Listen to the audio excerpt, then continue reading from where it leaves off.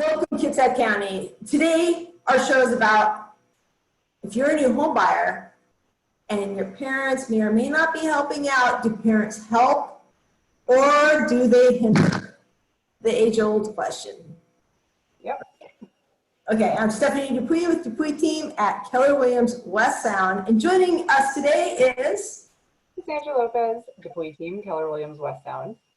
So, Cassie, often we work with new home buyers, they're excited and they're nervous. And so they've never bought a home before. And so who do we consult with that has bought a home before to help us out? But good old mom and dad. Mom and dad, yep. Exactly. So we're going to talk about the two main points or things that we run across. Do parents help or do they hinder? And how can parents be a help, and where do they hinder the process? How do we navigate this if we're a first-time home buyer? And in particular, you brought up a good point earlier, what do we do if mom and dad give us money? How do we handle that? So what's That's the big one. Huh? That's the big one. Yeah, it is a big one. So what's the number one problem you see when you're out in the field working with new home buyers and mom and dad are involved? So the biggest problem I see is that mom and dad mean well, and mom and dad have probably purchased and sold a lot of real estate in the past. So they're going off of their experience in whatever market they purchased or sold with whatever their current circumstances were at the time, which to have all of those factors align perfectly to how you as a first-time home buyer are purchasing is not realistic at all. So they're trying to advise you for your purchase in this market when they've never purchased in this, nobody's purchased in this market. This is a really unique, interesting market that nobody's seen. So they're trying to give you advice based on their experience. Unfortunately, their experience is not relevant to today's market. Yep, well said.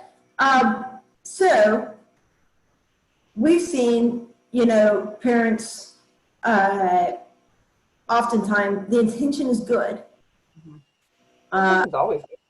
Well, yeah, on both sides for both parties, on the children's side and on the parent side. So I think one of the messages we were talking about earlier that'd be really helpful for both the parents and the home buyers to remember is that the home buyers, you need to be clear who the decision makers are. And the home buyers, who are often first-time home buyers here, need to remember who their advisors are. And parents are not advisors. Parents are an emotional support. And your advisors, trusted advisors, are often the licensed professionals involved in the transaction who are there to help you, such as your home inspector would be an advisor, okay? Your lender would be an advisor, your realtor, escrow officer, title, etc. Those are advisors. They're often licensed professionals. And that's who you go to guide your transaction and for advice. That's what I would recommend. A parent, that's an emotional support. That's who you go to when you're stressed and you need to cry or vent or, Celebrate.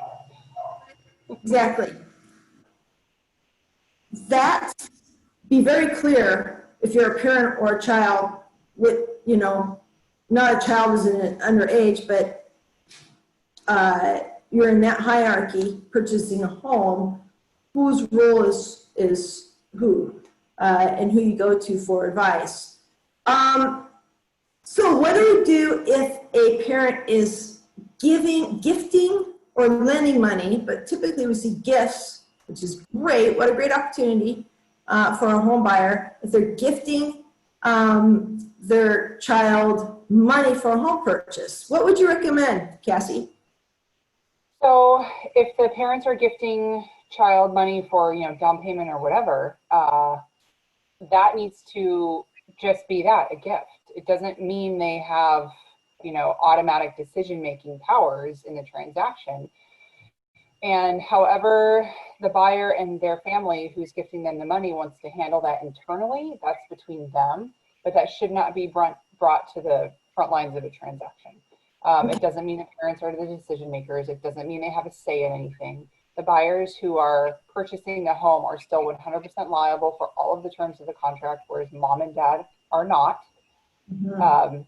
But if mom and dad feel the need to be decision makers and they feel the need to, be present during every step of the way, then maybe the discussion needs to be had if mom and dad should go on title and should be in the contract and should be decision makers in the process. And that's something that would be handled between the buyer and mom and dad also. And we'd be happy to facilitate that. We can do that. But that's a conversation that needs to be had because, how involved do they want to be in the transaction?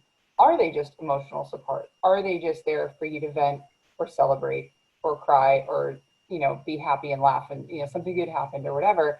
Or do they want to dictate the terms of the contract? Those are two totally different things that require totally different conversations. Either way, we can navigate that. We can help you facilitate that. We just need to know who the players are. Yeah, that's really well said. And something that I think we see often in our field, matter of fact, I think I'm going to blow our cover here in our industry. It's a joke behind the scenes that parents show up in the 9th inning and, start directing plays. And so if as a parent, I don't think anyone intends to do this. If you're a parent who is gifting money and you feel strongly about how the funds are going to be spent, you do want to say, my advice, just like Cass is saying, be there every step of the way, which means, and you might not want to do this, so find an alternate solution, which probably means stepping away. Being there every step of the way means be there at the buyer consult, be there at every showing, be there for every inspection, not just the big one.